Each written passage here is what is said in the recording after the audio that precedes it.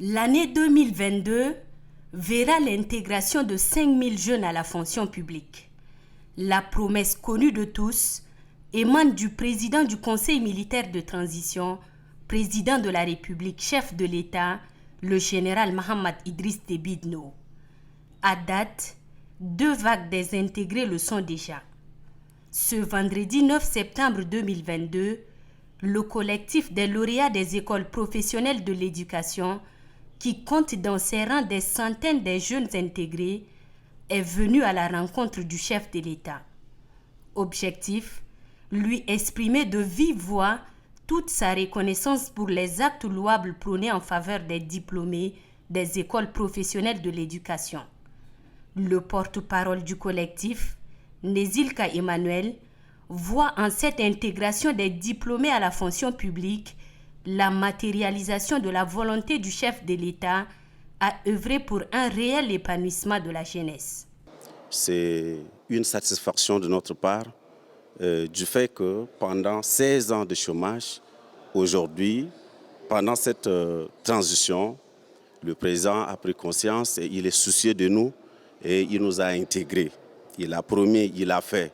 Et il dit qu'il ne s'arrête pas seulement sur la promesse ou les promesses faites, les 5 000, les 50 000 emplois décents, mais il appellera aussi d'autres investisseurs pour créer de l'emploi pour la jeunesse tchadienne d'une manière générale. Le cas des lauréats des écoles professionnelles en instance d'intégration a également été porté à la haute attention du chef de l'État. Bureau Morgodé Obed, coordonnateur de la plateforme des diplômés en instance d'intégration, est l'un des candidats malheureux. Nous avions demandé au président, c'est-à-dire de ne pas nous oublier, nous les autres.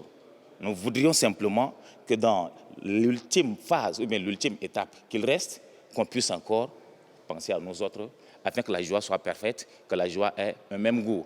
Au sortir de l'audience, un appel patriotique est lancé à l'endroit des forces vives de la nation par Asra Baye Félicité, conseillère du collectif des lauréats des écoles professionnelles de l'éducation. En tant que femme, quand on dit femme, on dit que c'est synonyme de la paix. Nous voulons la stabilité totale. Donc pour ceux qui sont peut-être mécontents ou ceux qui sont au dialogue, qui vont sortir avec des résolutions, qui nous fassent sortir des résolutions qui vont nous arranger parce que c'est une dernière chance qu'il faut saisir. Pour ces actions salvatrices posées en faveur de la jeunesse, le collectif des lauréats des écoles professionnelles a tenu à honorer le chef de l'État, général Mohamed Idriss Déby Itno. Un diplôme d'honneur lui est décerné.